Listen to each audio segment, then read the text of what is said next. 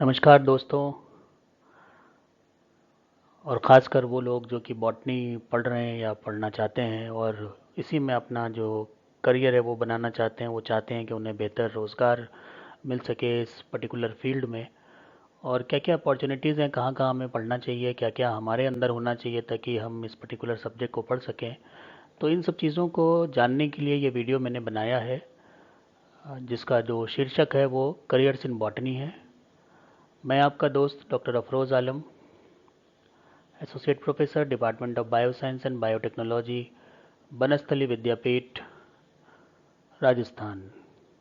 और हम आज बात करेंगे बॉटनी के बारे में, उससे रिलेटेड जो भी हमारी क्वारीज होती हैं वो हम जानेंगे, ताकि इस वीडियो के देखने के बाद आपका जो निशाना है वो बिल्कुल हमारे टारगेट पे लग सके। तो आइए शुरू करते हैं इस वीडियो को। तो सबसे पहले तो यही हमारे जहन में सवाल आता है कि बॉटनी क्या है, व्हाट इज़ बॉटनी। तो बॉटनी के बारे में जोसेफ पैक्सटन साहब थे, इन्होंने बताया था। जोसेफ पैक्सटन साहब एक बहुत ही मशहूर बॉटनिस्ट रहे। इन्होंने कहा था कि बॉटनी एक साइंस है जिसमें कि हम बेसिकली प्लांट्स को पढ़ते हैं और उनकी तरफ हम अगर हमारे अच्छा अट्रैक्शन है और हम ये समझते हैं उनकी यूज़फुलनेस को भी हम जानते हैं कि क्या उनकी यूज़फुलनेस है हमारी ज़िंदगी में, और उसके बारे में हम जानकारी हासिल करना चाहते हैं, तो बेसिकली हम एक बॉटनिस्ट की तरह सोच रहे हैं। और अगर उसको हम पर्टिकुलर तरीके से पढ़ते हैं और कोई डिग्री हासिल करते हैं तो हम एक बॉटनिस्ट की तरह डिग्री हासिल करेंगे और प्लांट्स के बारे में जानेंगे। तो जो भी एस्पायरेंट्स होते हैं जो कि बॉटनी पढ़ना चाहते हैं, बिल्कुल गहराई में जाके उनको हम कह सकते हैं कि वो बॉटनिस्ट हैं। अब इसकी शुरुआत जो है वो बेसिकली इंटरमीडिएट या हम कहें कि 10+2 के बाद ही हुई है। तो अगली बात यही है कि बॉटनिस्ट, जो मैंने बताया अभी, कि बॉटनिस्ट वही हैं जिनको पौधों से लगाव है, पौधों के बारे में जानना चाहते हैं। तो सबसे ज़रूरी शर्त तो यही है कि पौधे से आपको लगाव होना चाहिए, तभी आप अपने आप को एक बॉटनिस्ट कह सकते हैं। ज़रूरी नहीं कि आपके पास डिग्री है नहीं है। अगर आप पौधों के बारे में जानते हैं, यहाँ तक जो एक माली है जो बहुत अच्छी देखभाल करता है बिना किसी डिग्री के, वो भी एक अच्छा बॉटनिस्ट है। ये बात और है कि उसके पास डिग्री नहीं है और वो बड़ी नौकरियां नहीं पा सकता, लेकिन अब डिग्रियां भी हैं, कॉलेजेस भी हैं और नौकरी की अपॉर्चुनिटी भी है। तो अगर आपको पौधों से लगाव है तो आप एक बॉटनिस्ट हैं। अब इसमें क्या होना चाहिए वो देख लेते हैं कि एक बॉटनिस्ट जो, या उसको कहें प्लांट साइंटिस्ट या फिर हम कह सकते हैं फाइटोलॉजिस्ट, वो एक ऐसा इंसान होता है जिसकी जो ज़िंदगी है उसमें पूरी तरह से उसने समर्पित कर दी है पौधों को जानने में, समझने में और उनके बारे में बात करने में, और उनसे क्या फ़ायदे और नुकसान है, ये सारी चीज़ें अगर वो बिल्कुल जद्दोजहद करता रहता है और उनके बारे में जानता रहता है तो एक बॉटनिस्ट कहा जाएगा। अब एक बॉटनिस्ट जो है उस दो तरह से काम कर सकता है। एक तो जो आजकल की ज़माना है जिसमें बायोटेक्नोलॉजी और बायोइन्फॉर्मेटिक्स की बातें आ गई हैं, तो उसमें हम देखते हैं कि अगर आप बॉटनी पढ़ रहे हैं तो आप उसमें डीएनए सीक्वेंसिंग वगैरह के बारे में जान सकते हैं, जो प्रोटियोमिक्स है उसके बारे में जान सकते हैं, जीनोमिक्स है उसके बारे में जान सकते हैं, और इसके अलावा इनमें जो अलग अलग डिज़ाइनिंग है वो बायोइन्फॉर्मेटिक की मदद से कर सकते हैं, तो वो भी एक नया ऑप्शन है। तो उसको उस तरह भी आप एक बॉटनिस्ट हैं। और एक वो बॉटनिस्ट होते हैं जो कि रेगुलर जो बेसिक जो क्लासिकल बॉटनिस्ट हैं वो हो गए, जैसे कि जो मॉलिकुलर जो एनालिसिस है उसके अलावा हम अगर प्लांट्स के बारे में पढ़ रहे हैं, उनके सेल्स के बारे में पढ़ रहे हैं, उनके टिश्यू के बारे में पढ़ रहे हैं, उनके जो इंटरनल फंक्शन है और जो उनके अलग अलग मेटाबॉलिज्म है, उनके अंदर क्या कार्रवाई चल रही है, किस तरह से उनकी बायोकेमिस्ट्री चेंज हो रही है और क्या उनसे हमें मिल सकता है, कैसे कैसे उसमें हमें देखना है कि फोटोसिंथेसिस कैसे करते हैं, उनकी बनावट क्या है, अंदरूनी बनावट क्या है, ये सब अगर हम देखते हैं तो एक क्लासिकल बॉटनी है, बॉटनिस्ट हैं। तो आजकल के ज़माने में हम देखते हैं कि जो आधुनिक बॉटनिस्ट हैं वो भी हैं और जो क्लासिकल बॉटनिस्ट हैं वो भी हैं, और दोनों की अपना महत्व है, दोनों की अपनी यूटिलिटी, और दोनों के लिए ही बराबर रोज़गार के जो अ, साधन हैं वो उपलब्ध हैं और उनको वो ऑप्ट कर सकते हैं। तो एक करियर अगर हम बनाना चाहते हैं तो क्या जॉब प्रोफाइल होती है। तो अगर हम देखते हैं कि एक बॉटनिस्ट के हिसाब से हम करियर अपना देख रहे हैं आगे आने वाले वक्त में, और अभी हम स्टूडेंट हैं, तो हमें ये देखना पड़ेगा कि हम हमारी जो शुरुआती चाह है वो किस तरह की है। तो जैसा मैंने बताया कि दोनों तरह की बॉटनी, आधुनिक बॉटनी भी है और क्लासिकल बॉटनी भी है। तो उसमें हम ये देख लें कि अगर हमारी इंटरेस्ट जो है फॉरेस्ट्री की तरफ है तो उसके लिए भी अपॉर्चुनिटी है, अगर एग्रीकल्चर में हम जाना चाहते हैं तो उसके लिए भी अपॉर्चुनिटी हमारे पास है। बायोटेक्नोलॉजी में हम काम करना चाहते हैं, उसके लिए भी अपॉर्चुनिटी है। एनवायरमेंटल प्रोटेक्शन में काम करना चाहते हैं, जो आजकल बहुत बड़ा एक मुद्दा है, उसके लिए भी अच्छी अपॉर्चुनिटी है। और क्योंकि अब जो हर्बल रेमेडीज़ हैं उनका चलन बढ़ रहा है, तो हर्बल ड्रग्स फॉर्मुलेशन में भी हमारे पास बहुत अच्छी अपॉर्चुनिटी रहती है। इसी तरह से अगर हम जेनेटिक में रिसर्च करना चाहते हैं तो भी हम कर सकते हैं। और जो फूड इंडस्ट्री है जो कि बेसिकली प्लांट बेस्ड होती है, उसमें भी हम बड़ा अच्छा काम कर सकते हैं, उसको सीख सकते हैं और उसमें अपना रोज़गार भी ले सकते हैं और एक सम्मानजनक जीवन अच्छी तनख्वाह के साथ पा सकते हैं। तो अब देखते हैं कि अगर हम मान लीजिए देश में हम पढ़ रहे हैं, और ये सारी चीज़ें तो देश के बारे में हो गई कि वहाँ काम करना चाहते हैं, तो हमारे पास ये सब अपॉर्चुनिटी है। अब कुछ लोगों का ये होता है कि उन्हें पढ़ने के बाद विदेश जाना है, तो कैसे हम विदेश के बारे में सोच सकते हैं। तो जो स्टूडेंट विदेश जाना चाहते हैं वो भी जा सकते हैं। उनके लिए बहुत अच्छी अपॉर्चुनिटी है, एक इकोलॉजिस्ट के तौर पर, एक फॉरेस्टर के तौर पर, केमिकल बायोलॉजिस्ट जो बायोकेमिस्ट्री का काम करते हैं और प्लांट टेक्सोनॉमी का काम करते हैं। वो प्लांट छोटे प्लांट्स भी हो सकते हैं एल्गी और ब्रायोफाइटा की तरह, और बड़े प्लांट्स भी हो सकते हैं जिम्नोस्पर्म और एंजियोस्पर्म की तरह। इसी के साथ साथ जो स्टूडेंट है जिनका केमिस्ट्री बैकग्राउंड है, जिन्होंने अपने केमिस्ट्री उनकी अच्छी है, तो वो भी बॉटनी को ले सकते हैं और मॉलिकुलर बायोलॉजी में बड़ा अच्छा काम कर सकते हैं, प्लांट फिजियोलॉजी में अच्छा काम कर सकते हैं और प्लांट बायोकेमिस्ट्री में अच्छा काम कर सकते हैं। तो उनके लिए भी बहुत अच्छी अपॉर्चुनिटी। अगर केमिस्ट्री और बॉटनी आपकी स्ट्रांग है तो आपके पास और 3-4 ऑप्शन खुल जाते हैं। और विदेशों में भी इनकी अच्छी डिमांड है और बहुत से इंस्टीट्यूट हैं जो वहाँ पर उनको ह्यूमन रिसोर्स चाहिए होता है ये सब काम करने के लिए, तो वहाँ पर भी लोग जाते हैं और बड़ा अच्छा काम कर रहे हैं। अब देखते हैं कि जो कुछ जो वेल डिफाइंड रोल हैं कि एक बॉटनी हमने पढ़ ली है तो हमें अब क्या क्या रोल्स मिल सकते हैं। तो उन रोल्स में हम देखें तो हम टेक्सोनॉमी में काम कर सकते हैं एज अ टेक्सोनॉमिस्ट, इकोलॉजिस्ट की तरह काम कर लेंगे, प्लांट जेनेटिस्ट की तरह काम कर सकते हैं, वीट साइंटिस्ट जो खरपतवार का काम करते हैं, खासकर एग्रीकल्चर से जुड़े हुए लोग, वो हम उसको उसमें साइंटिस्ट के तौर पे काम कर सकते हैं कि अच्छे रिसर्चर साबित हो सकते हैं। कंजर्वेशन जो इन्वायरमेंटल प्रोटेक्शन है, कंजर्वेशन ऑफ स्पीशीज़ है टिश्यू कल्चर वगैरह की मदद से, वो हम कर सकते हैं। प्लांट फिजियोलॉजिस्ट बन सकते हैं, प्लांट बायोकेमिस्ट्री को पढ़ के प्लांट बायोकेमिस्ट्री में बड़ा अच्छा काम कर सकते हैं। पैलियो बॉटनिस्ट बन सकते हैं जो जीवाश्म विज्ञान है उसकी सहायता से, और माइकोलॉजिस्ट बन सकते हैं अगर फंजाई वगैरह में काम कर रहे हैं, ब्रायोलॉजिस्ट बन सकते हैं, इसी तरह से एल्गोलॉजिस्ट बन सकते हैं। तो बहुत अपॉर्चुनिटी है इसमें।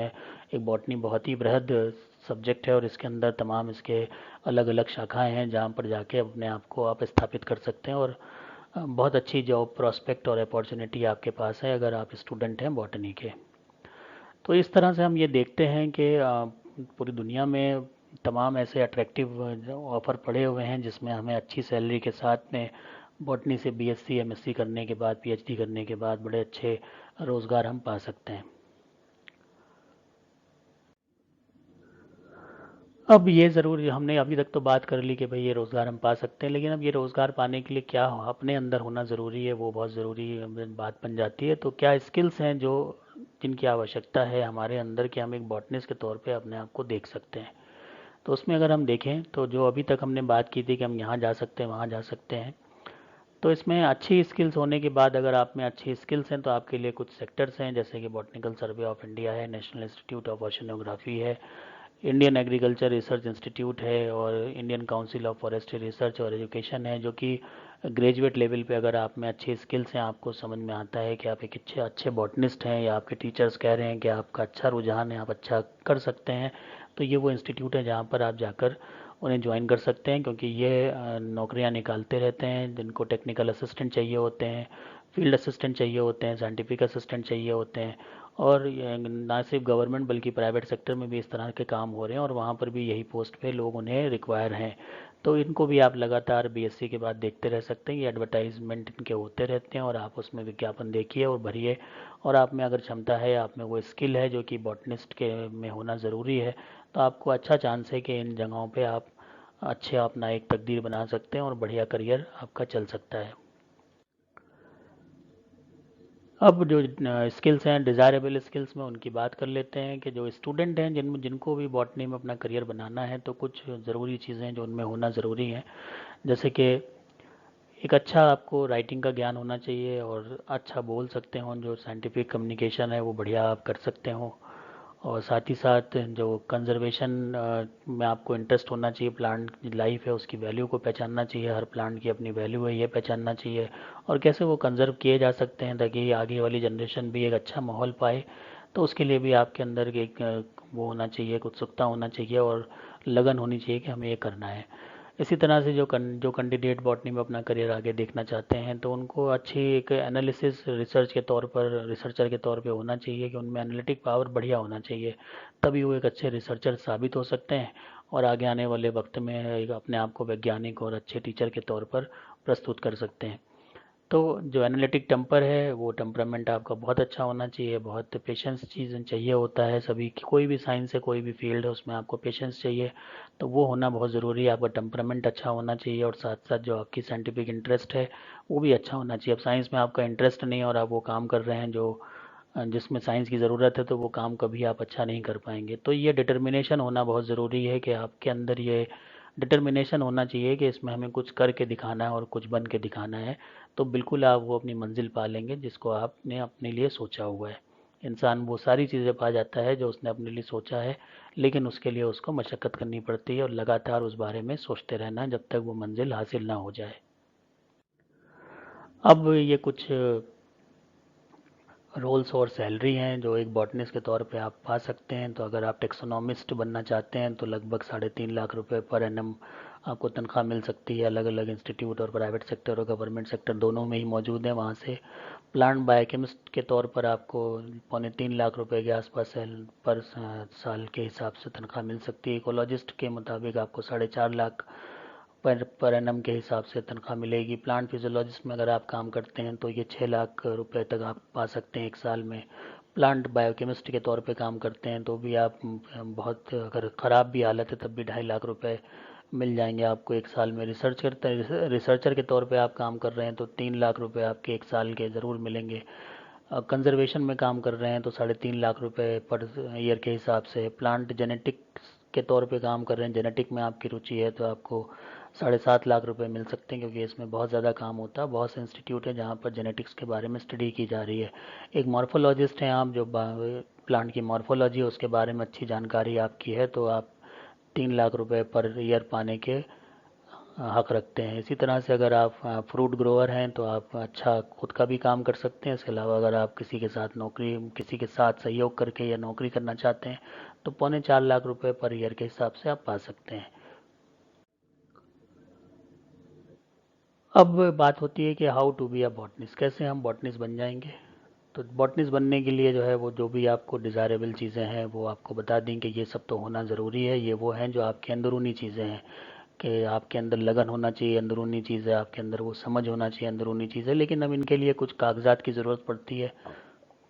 तो अगर आप बीएससी बॉटनी में करना चाहते हैं तो आपको जो 10+2 है उसमें 50 से 60% के बीच में कम से कम आपके परसेंटेज होना चाहिए, और जो आपने सब्जेक्ट लिया उसमें बायोलॉजी, फिज़िक्स और केमिस्ट्री का मेन सब्जेक्ट के तौर पे होना आवश्यक है। कुछ कॉलेजेस जो हैं वो 10+2 के बाद आपको एडमिशन जो है वो डायरेक्ट दे सकते हैं, जो भी आपकी मेरिट आई होती है उसके हिसाब से। और बहुत से ऐसे होते हैं जिनमें क्वालिफाइंग एग्ज़ाम होता है, वो एंट्रेंस करवाते हैं और उसको जब आप क्वालिफाई करते हैं तब आपको वहाँ पे एडमिशन मिलता है। तो दोनों ही तरह की अपॉर्चुनिटी, अलग अलग यूनिवर्सिटीज़ हैं, इंस्टीट्यूशन हैं, कॉलेजेस हैं जहाँ पर आप प्रवेश पा सकते हैं। लेकिन उसमें बस यही है कि बीएससी करना है तो 10+2 आपको किसी रिकॉग्नाइज स्कूल से, इंस्टीट्यूट से हासिल करना बहुत ज़रूरी है, 50 से 60% के दरमियान। अब कौन कौन से कोर्सेज बॉटनी में उनको जान लेते हैं। तो बहुत एक वाइड रेंज है कोर्सेज में, जो कि अभी तक आप देख ही रहे हैं कि जब बहुत से एरियाज़ में आप जा सकते हैं रोज़गार के लिए तो उतने कोर्सेज भी हैं। तो और उसी हिसाब से बहुत से इंस्टीट्यूट भी हैं और बहुत सी यूनिवर्सिटीज़ भी हैं जो इनको स्टूडेंट्स को ये सारी ट्रेनिंग दे सकते हैं। तो इसमें आप अंडर ग्रेजुएट लेवल पे, बीएससी लेवल पे, एमएससी लेवल पे, पीएचडी लेवल पे ही अपने अपने अलग अलग कोर्सेज चूज़ कर सकते हैं अपने अपने जो रुझान है उसके हिसाब से। और बहुत सी यूनिवर्सिटीज़ हैं और अच्छे कॉलेजेस हैं जो ये कोर्स कराने के लिए आपके पास, आपके सामने अवेलेबल है। जैसे कि अगर बैचलर डिग्री कोर्स आपको करना है तो इसमें आप बीएससी बॉटनी ले सकते हैं, बीएससी प्लांट बायोलॉजी ले सकते हैं और बीएससी प्लांट बायोटेक्नोलॉजी ले सकते हैं। तो ये बीएससी बायोटेक्नोलॉजी करके भी आता है तो उसमें भी कोई अलग बात नहीं है। तो ये वो अपॉर्चुनिटीज़ हैं जो आप 10+2 के बाद अगर आप ग्रेजुएशन करना चाहते हैं तो आपके पास बीएससी बॉटनी करने की आज़ादी है, बीएससी प्लांट बायोलॉजी कर सकते हैं, बीएससी प्लांट बायोटेक्नोलॉजी कर सकते हैं, और इसमें अपना करियर आगे आप बढ़ाना चाहते हैं तो फिर इन फील्ड्स अगर आप यूजी कर रहे हैं, अपना बीएससी कर रहे हैं, तो आगे अपॉर्चुनिटी आपको एमएससी की मिलेगी। फिर आप एमएससी के बाद भी अगर आप आगे हायर स्टडी करना चाहते हैं तो पीएचडी भी कर सकते हैं।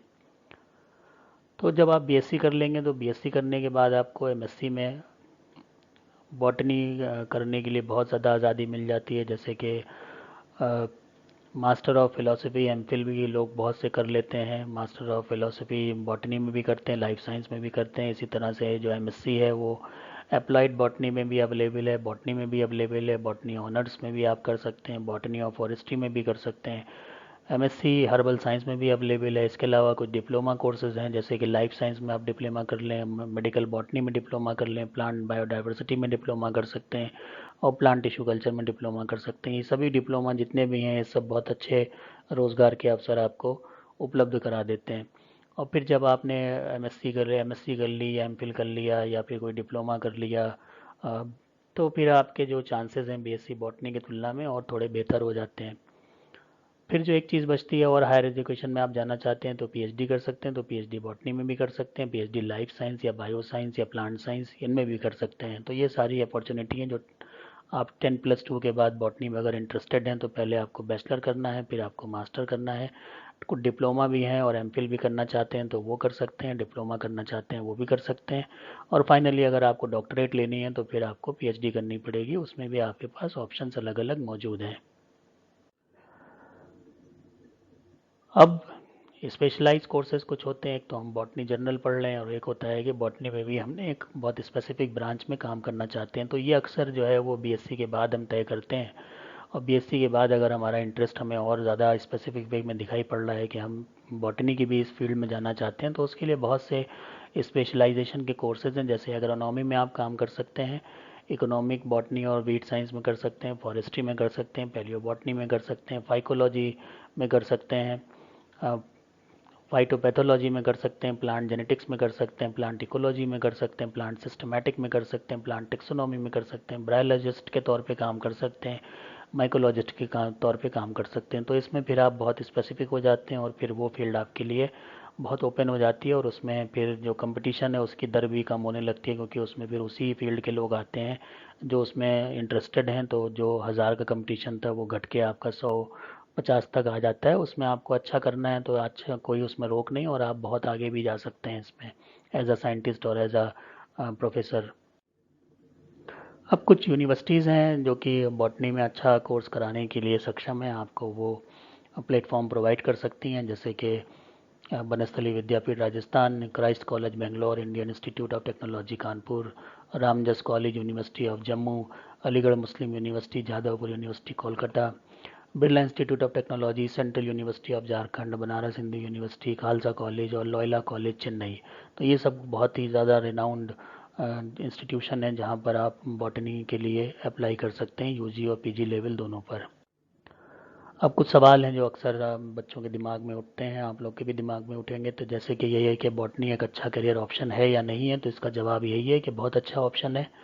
और अगर आप में एम्बिशन है इस चीज़ का कि आपको एक बॉटनिस्ट बनना, तो कोई रोकने वाला नहीं है। और इसमें आपको जो शुरुआत में अगर बीएससी के बाद आप देखते हैं तो technical assistant, field assistant, scientist assistant के तौर पे आपको सरकारी और गैर सरकारी जो उपक्रम है उनमें नौकरी मिल सकती है। इसके अलावा आप सीधे तैयारी करना चाहते हैं सरकारी नौकरी के लिए, तो आईएएस की तैयारी, पीसीएस की तैयारी, आईएफएस की तैयारी ये कर सकते हैं एक बॉटनी को सब्जेक्ट के तौर पर लेकर। तो उसमें भी बड़ा अच्छा आपको एडवांटेज मिलता है। अगर आपका इंटरेस्ट है तो वो सब्जेक्ट आपका अच्छा रहेगा और ये स्कोर हाई होगा, आपकी अच्छी मेरिट बनेगी और क्वालिफाई करने के चांसेस बढ़ जाते हैं। इसी तरह से ये है कि जो सैलरी है वो इंडिया में क्या मिलती है, तो पहले तो एक स्लाइड में मैंने आपको बताया था सैलरी के बारे में। यहाँ पर एक बार फिर से देख सकते हैं कि अगर हम एक एग्रीकल्चरिस्ट के तौर पे अपने काम शुरू करते हैं, अपॉइंटमेंट हमारा होता है, तो शुरुआती सैलरी 2,40,000 रुपये के हिसाब से चलती है। उसके बाद ये बढ़ते बढ़ते आपकी 6 लाख तक हो जाती है। इसी तरह से इकोलॉजिस्ट के तौर पर अगर हम अपॉइंट होते हैं तो हमारा 3 लाख से शुरू होगा और 6 लाख पे ख़त्म होता है। फ्लोरिस्ट के तौर पे कहीं अपॉइंट होते हैं तो 1.5 लाख से शुरुआत होगी और 4 लाख तक ये जाएगा। रिसर्चर के तौर पे हम काम कर रहे हैं तो कई बड़े इंस्टीट्यूट में और तो वहाँ पर 4 लाख रुपए से लेकर आपको 8 लाख रुपए तक मिल सकते हैं। टेक्सोनॉमिस्ट के तौर पे काम कर रहे हैं तो 2,40,000 से शुरू होकर ये 5 लाख तक आपकी सैलरी जा सकती है पर मंथ के हिसाब से।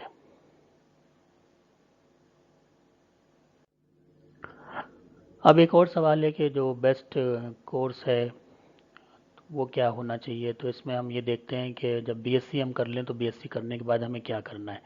तो बीएससी करने के बाद आपके पास एक अपॉर्चुनिटी होती है, अगर आप आधुनिक बॉटनी में जाना चाहते हैं तो एमएससी बायोटेक्नोलॉजी में कर सकते हैं। अगर आप क्लासिकल बॉटनी में रहना चाहते हैं तो एमएससी बॉटनी में कर लीजिए। और अगर आप कंप्यूटर बेस्ड बॉटनी पढ़ना चाहते हैं तो एमएससी बायोइन्फॉर्मेटिक। तो ये 3 ऑप्शन आपके पास रहते हैं आफ्टर बीएससी। अब स्कोप क्या है बीएससी बॉटनी का। तो स्कोप के बारे में काफ़ी कुछ बात हो गई है, फिर भी एक बार और इसको दोहरा लेना अच्छा है, क्योंकि सबसे ज़रूरी यही चीज़ होती है कि आगे हम क्या करेंगे। पेरेंट्स भी हमारे यही कहते हैं कि स्कोप क्या है।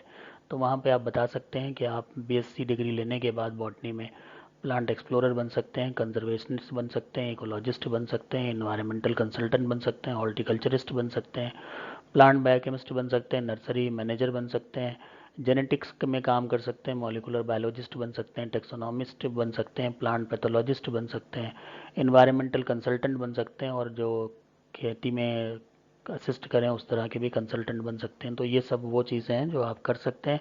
साथ ही साथ अगर आपके पास अच्छी लैंड है और ज़्यादा बढ़िया खेत वेत हैं तो वहाँ पर भी आपकी जो बॉटनी की अप्रोच है वो लगाकर आप उसमें पैदावार को बढ़ा सकते हैं, अपना एंटरप्रेन्योरशिप खोल सकते हैं और उसमें लोगों को रोज़गार भी दे सकते हैं। तो न सिर्फ ये कि आप खुद रोज़गार के लिए ढूंढें, आप दूसरों को भी रोज़गार दे सकते हैं अगर इसको सही से और तवज्जो के साथ पढ़ते हैं।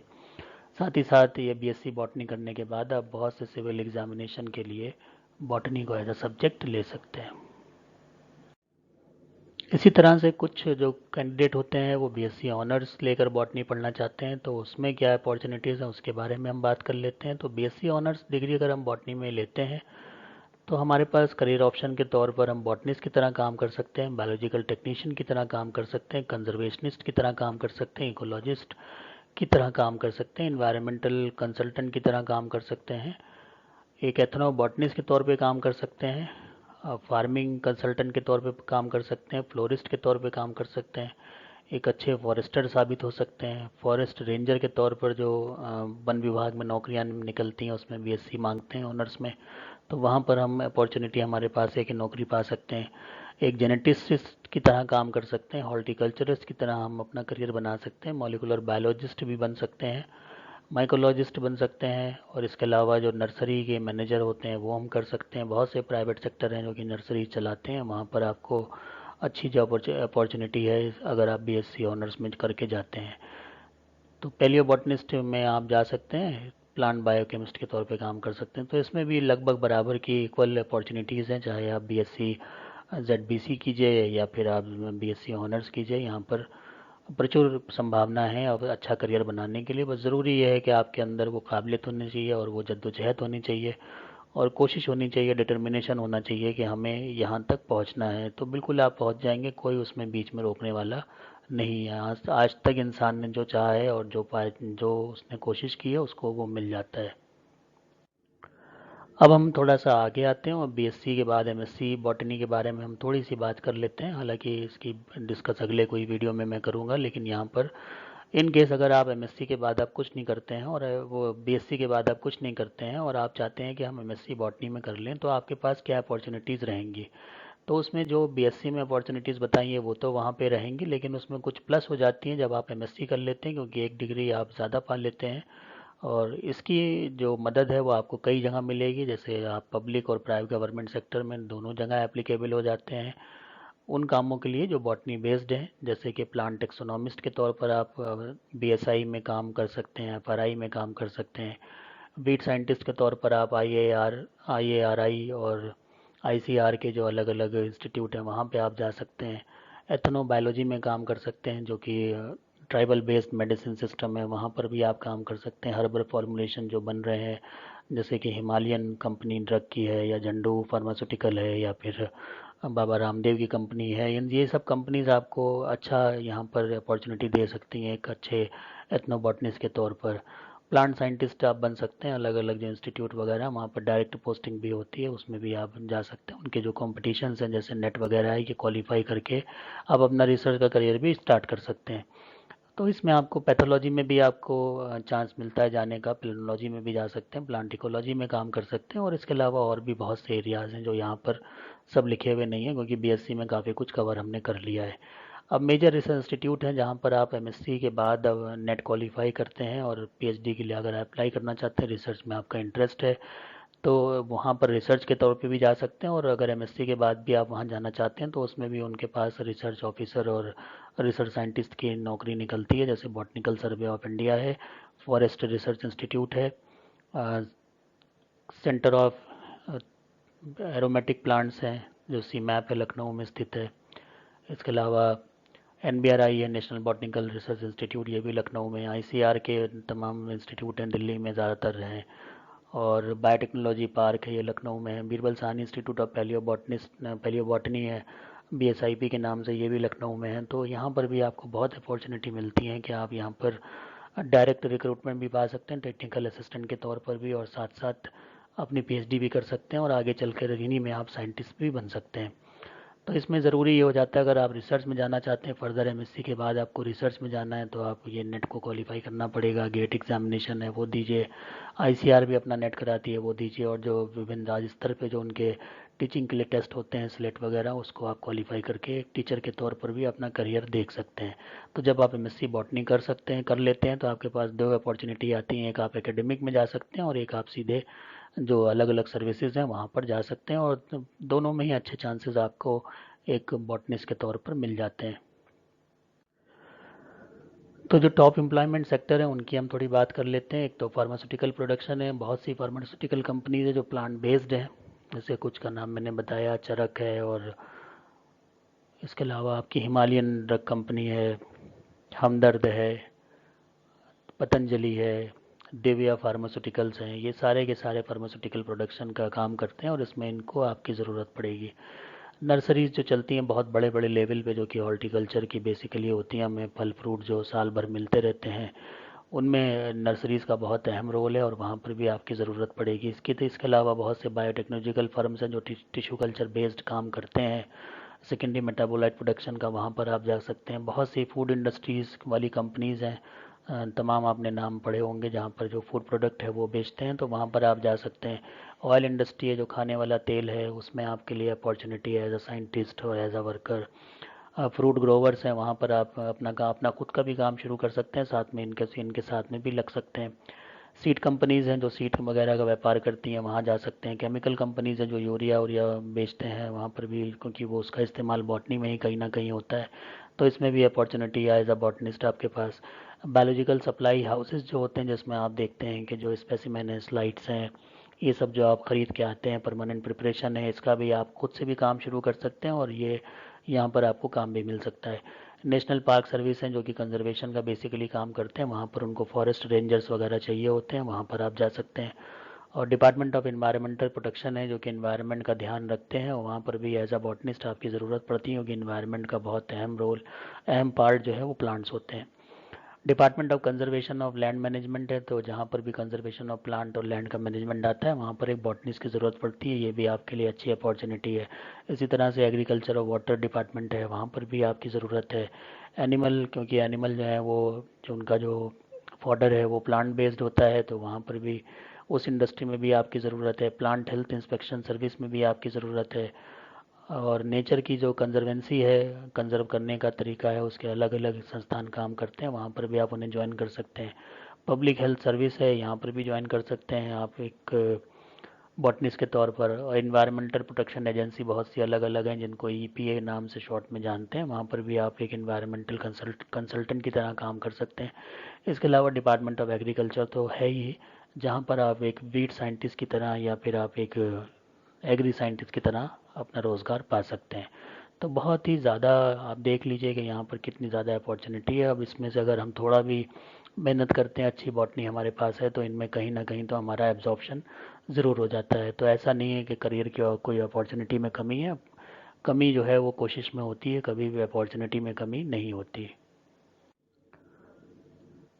तो अब टॉप ऑर्गेनाइजेशन है जहाँ पर आप जो हायर स्टडी है वो कर सकते हैं। उसमें एक दिल्ली यूनिवर्सिटी है, BHU है, यूनिवर्सिटी ऑफ मद्रास है, कलकत्ता यूनिवर्सिटी है, Banasthali Vidyapith, Maharaja Sayaji Rao university Baroda, Gujarat university, Aligarh Muslim university, Vellore institute of technology VIT के नाम से जानते हो, यूनिवर्सिटी ऑफ लखनऊ है जहाँ पर बॉटनी के काफ़ी अच्छी पढ़ाई होती है एक PG लेवल पे। तो यहाँ पर आप जा सकते हैं और यहाँ पर रिसर्च की भी अच्छी अपार अपार संभावना है उन इंस्टीट्यूट के अलावा जो मैंने यहाँ पर आपको बताई। तो इसी के साथ आप सभी का बहुत धन्यवाद कि आपने ये वीडियो देखा और मुझे पूरी उम्मीद है कि आपने काफ़ी कुछ जाना होगा और किस तरह से अपना करियर आपको आगे बढ़ाना है इसमें आपको ये मददगार साबित होगा ऐसी मैं उम्मीद करता हूँ। और अगला वीडियो जो है वो मैं बनाऊँगा PhD अगर हम बॉटनी में करते हैं तो हम क्या अपॉर्चुनिटीज़ हैं हमारे पास, क्या क्या चीज़ों का ध्यान रखना पड़ेगा, कैसे हम अपने करियर में आगे बढ़ सकते हैं उसके बारे में बात करूँगा। तो आप लोग जुड़े रहिए मेरे इस पर्टिकुलर चैनल से और इसे सब्सक्राइब और लाइक कीजिए और साथ ही साथ जो भी नए अपडेट आते हैं फिर वो आपके पास डायरेक्टली पहुंचने लगेंगे। तो एक बार फिर से आपका बहुत बहुत धन्यवाद। All the best. Thank you.